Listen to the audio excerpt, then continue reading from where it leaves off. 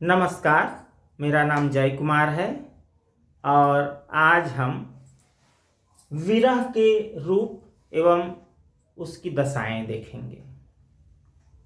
प्रेम में विरह एक अनिवार्य अंग है। विरह सबके जीवन में घटित होता है। तो देखते हैं विरह के रूप कौन कौन से हैं।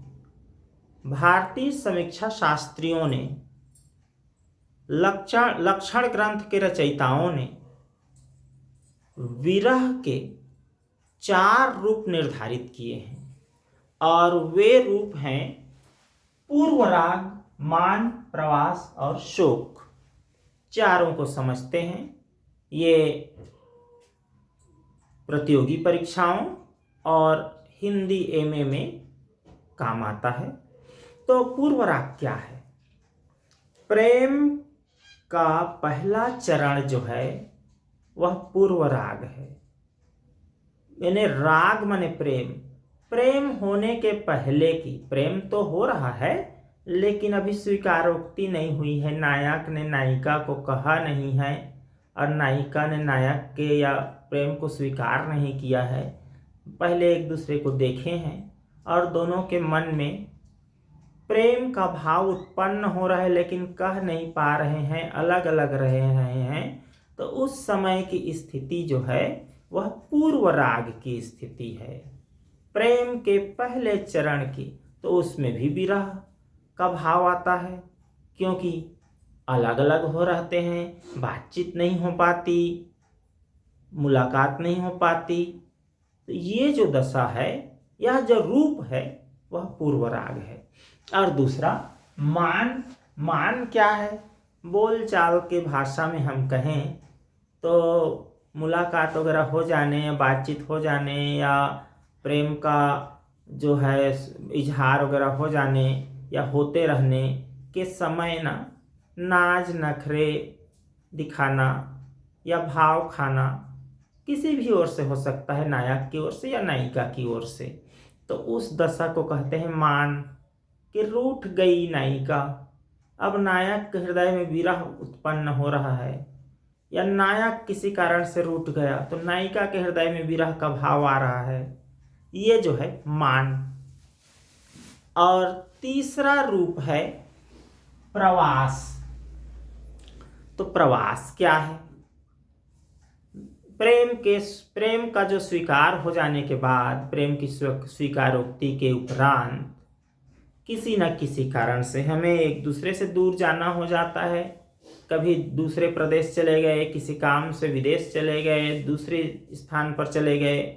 तो ऐसी स्थिति में नायिका और नायक का अलग अलग हो जाना और उस कारण से जो विरह का उत्पन्न होना है, उस जो रूप है विरह का, वो प्रवास कहलाएगा, अलग जगह चले जाने का। अब उसके बाद अगला जो रूप है वह है शोक। इसको ज़्यादा समझाने की आवश्यकता नहीं पड़ेगी। नायक और नायिका में से किसी अप्रिय घटना के कारण हमेशा के लिए अलग हो जाना होता है, मृत्यु हो जाती है। तो उसका जो विरह का रूप है वह है शोक। ये तो हो गए विरह के 4 रूप। अब हम देखेंगे विरह की शास्त्रीय दशाएं। कितनी दशाएं हैं? 10 दशाएं हैं।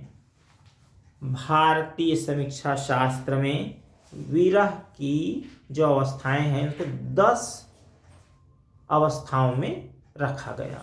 तो कौन कौन सी दशाएं हैं? पहला है अभिलाषा। अभिलाषा क्या है? प्रिय से मिलने की इच्छा।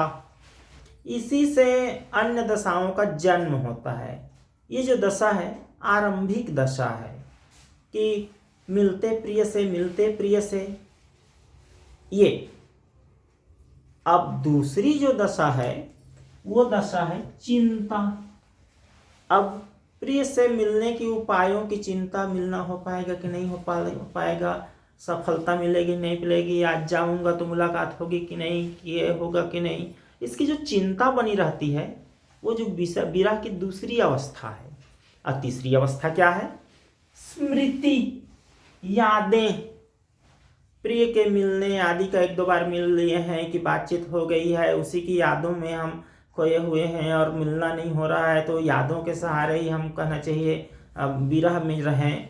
अलग होने के भाव के कारण दुख महसूस कर रहे हैं, तकलीफ महसूस कर रहे हैं, हृदय में पीड़ा हो रही है, तो वो है स्मृति। अब ये ऐसा नहीं है कि बहुत कष्टकारक बीमारी जैसे पीड़ा, लेकिन उसका भी एक तकलीफ उसकी भी तो होती है।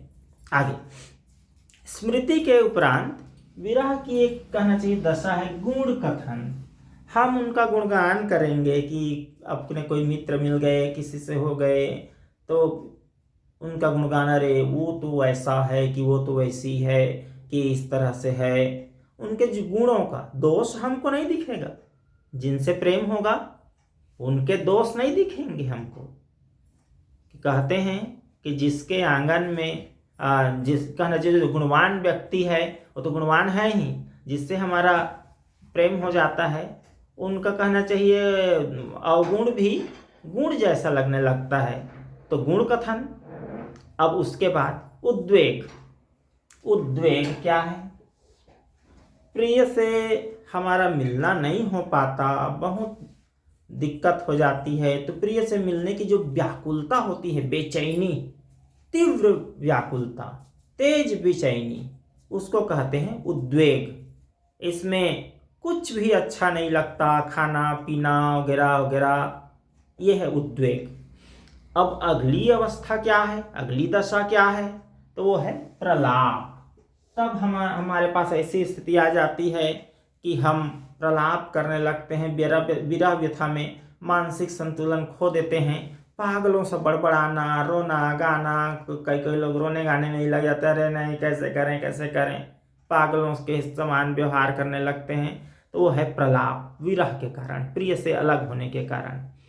और अगला है उन्माद। विरह के बाद ये जो प्रलाप है इसमें तो बोल चाल तक ही कहेंगे, नहीं ऐसा नहीं हो सकता, वैसा नहीं कर, रोना गाना बड़बड़ाना।